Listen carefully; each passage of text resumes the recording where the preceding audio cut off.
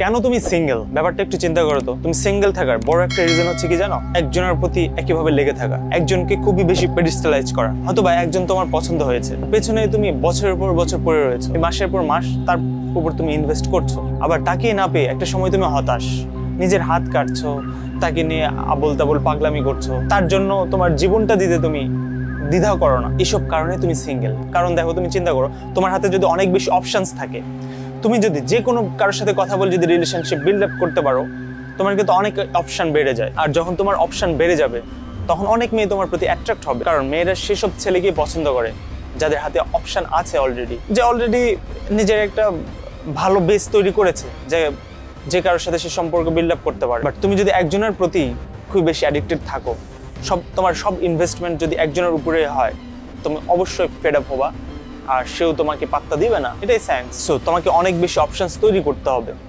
নতুন নতুন মানুষের সাথে কথা বলা শিখতে হবে, তাদের সাথে কথা বলে তুমি সম্পর্ক বিল্ড আপ করতে হবে। যে কোনো জায়গায় গেলে যে কারোর সাথে কথা বলে ট্রাই করো না, সবার সাথে হয়তো সম্পর্ক বিল্ড আপ হবে না, বাট 10 জনের সাথে কথা বললে একজনের সাথে তো হবে, হওয়াটাই স্বাভাবিক। এভাবে তোমার ভ্যালুটা বাড়াতে হবে, তাহলে দেখবা তোমার পিছনে কোনো মেয়ের অভাব হবে না। তুমি এই যে হতাশ, তুমি একজনের জন্য হাত কাটছো, তার জন্য তোমার জীবন দিতে তুমি দ্বিধা করো না, এরকমটা হবে না। আর আসলে তোমার তো দরকার একজন, রাইট? তোমার তো হাজার হাজার দরকার নেই। হয়তো তোমার লাইফ পার্টনার ফিউচারে যার সাথে তুমি লং টাইম থাকবা, যাকে তুমি লাইফ পার্টনার সিলেক্ট করবা, লাইফ পার্টনার বানাবা, সে তো একজন হলেই হয়, রাইট? চিন্তা করো, পৃথিবীতে কত বিলিয়ন ওয়েমেন আছে, গার্ল আছে, তোমাকে পছন্দ হওয়ার মতো সুন্দর বিউটিফুল গার্ল তোমাকে অ্যাট্রাক্ট করে, এরকম কত বিলিয়ন আছে, হিসাব আছে? বাট তোমার দরকার একজন। তোমার চিন্তা যদি এরকম হয় যে বিলিয়ন আছে, সেখান থেকে দরকার আমার একজন, তাহলেই কিন্তু হিসাবটা অনেক সহজ হয়ে যায়। বাট তুমি তো একটা লিমিটেশনের মধ্যে পড়ে থাকো আগে থেকে।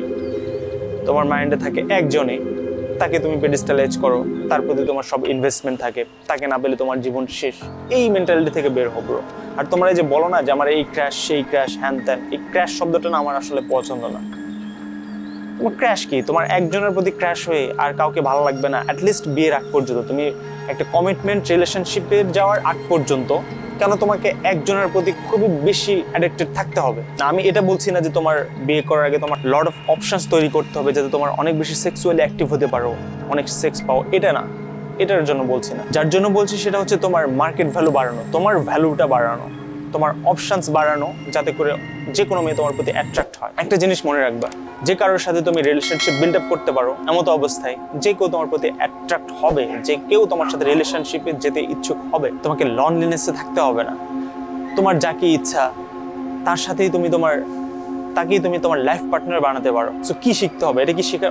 অনেকে বলবে হয়তো এখানে শেখার কিছু আছে, এটা তো ন্যাচারাল জিনিস, সবাই জানে। না ব্রো, দ্যাটস ফলস। যদি সবাই জানতো, কেউ তোমাদের মতো এই যে হতাশায় থাকতো না, কেউ একজনের প্রতি এতটা ইনভলভ থাকতো না, কেউ ডিপ্রেশনে চলে যেত না।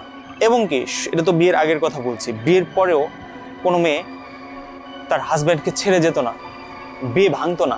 যদি প্রত্যেক ছেলেরা, প্রত্যেক ম্যানরা এই স্কিলটা রপ্ত করতো, এরকম সিচুয়েশনে তাদের পড়তে হতো না।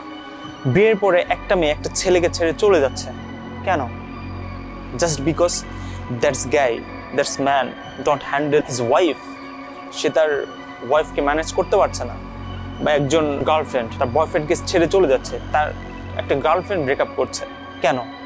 জাস্ট বিকজ সে সেই স্কিলটা রপ্ত করতে পারেনি। একজন মেয়েকে কিভাবে হ্যান্ডেল করতে হয়, কিভাবে তাদের মধ্যে তাদের কেমিস্ট্রিটা আরও গভীর হতো, তাদের সেক্সুয়াল কেমিস্ট্রি, লাভ কেমিস্ট্রি, সব কিছুই না আরও ডিপ হতো। বাট এগুলো হচ্ছে না, জাস্ট বিকজ সে ওয়েমেনদের সাথে, একজন ছেলে বা একজন ম্যান একটা ওয়েমেনের সাথে কিভাবে বিহেভ করতে হয়, কিভাবে রিয়াক্ট করতে হয়, এসব জানে না। সো এটা নিয়ে সামনে আরও অনেক ডিটেল আলাপ করব। জাস্ট আপনাদেরকে এই ভিডিওতে আমি একটা পয়েন্ট ধরিয়ে দিলাম। সামনের ভিডিওগুলোতে কিভাবে তাদের সাথে ফ্লার্টিং, তাদের সাথে টিজিং, কি করলে তোমার হাতে অনেক বেশি অপশনস থাকবে, কোনো মেয়ে তোমাকে ছেড়ে চলে যাবে না, এবং একজনের প্রতি তোমাকে আজীবন পড়ে থাকতে হবে না, বা এই ভয়ে থাকতে হবে না কি আমাকে ছেড়ে গেল আসলো, এরকম কোনো কিছু চিন্তা করতে হবে না।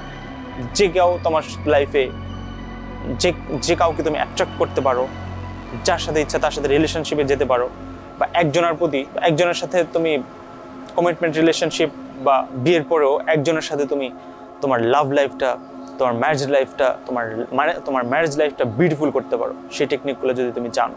তো সামনের ভিডিওগুলিতে সেগুলি আলাপ করব। আজকের মতো এ পর্যন্তই।